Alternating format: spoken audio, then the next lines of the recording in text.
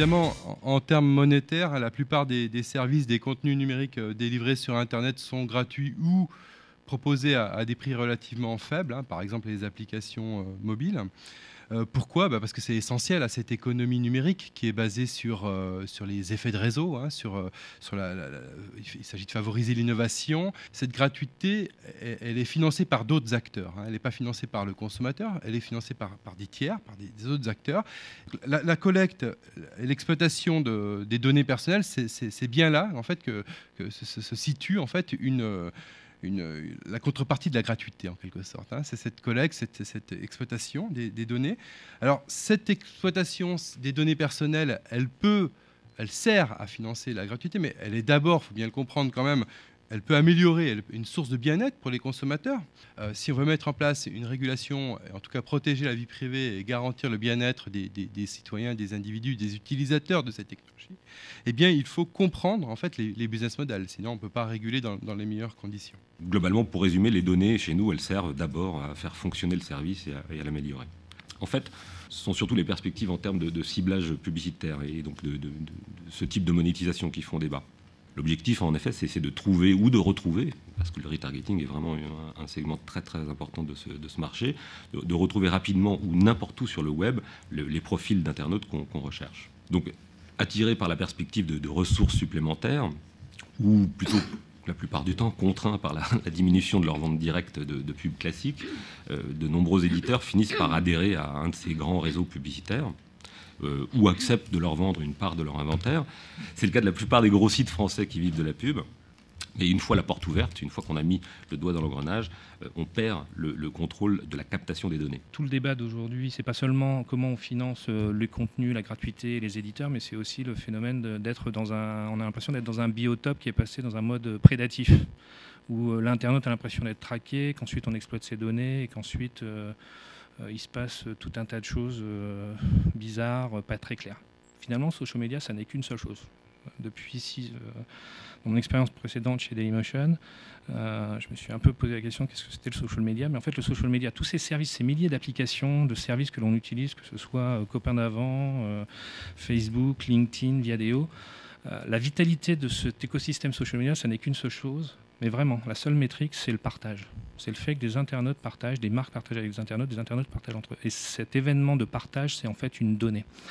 Dans le cas de Facebook, c'est une donnée personnelle. Nous, en fait, on travaille sur une donnée complètement anonymisée, qui est une base de cookies. Un cookie, c'est la représentation d'une personne, mais surtout d'une machine.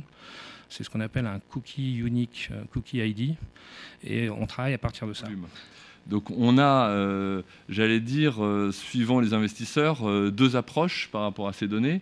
Une approche donc plutôt américaine, où quelque part on est dans une course volumique et on ne sait pas à quoi servent les données, mais on se doute qu'un jour ou l'autre on en fera quelque chose et on arrivera à les monétiser sur le marché publicitaire.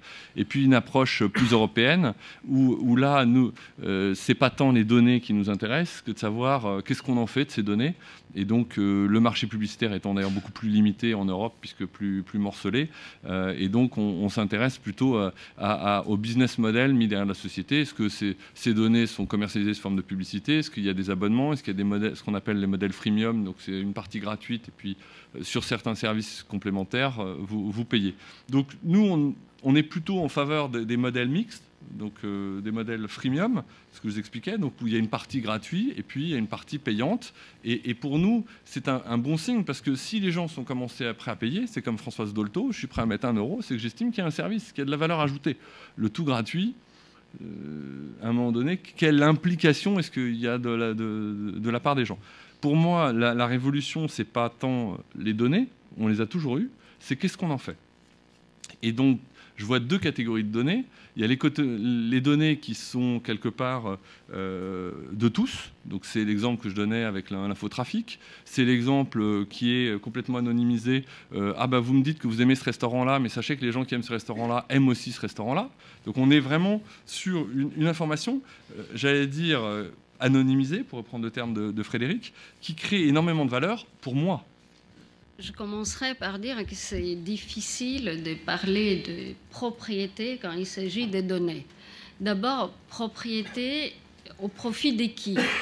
au profit de l'utilisateur, au profit du prestataire technique qui traite les données, parce que je suis parfaitement d'accord avec vous, ce qui donne la valeur à la donnée, c'est l'usage qu'on en fait. Tous les réseaux sociaux, ils vous disent la même chose. Ils vous disent que vous restez propriétaire des informations que vous postez. Les données, ça sert, encore une fois, pas qu'au ciblage publicitaire. Et ça, c'est une réalité qui est assez difficile à faire entrer dans la tête de nos interlocuteurs, et notamment des hommes politiques, qui voient surtout les bannières Monoprix et les bannières Jardiland.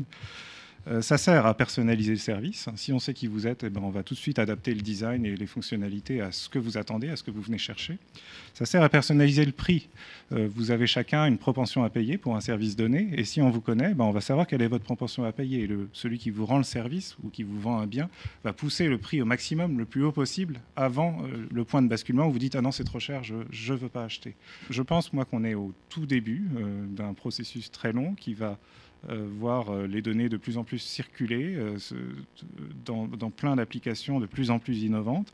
Et ces applications vont révéler la valeur sous-jacente qui est dans les données. De même que le pétrole ne vaut rien si on n'a pas des voitures pour remplir le réservoir et faire du chemin avec. Les données ne valent rien si elles restent enfermées ou si elles dorment sur des serveurs d'entreprises qui n'en font qu'une utilisation, somme toute, assez décevante.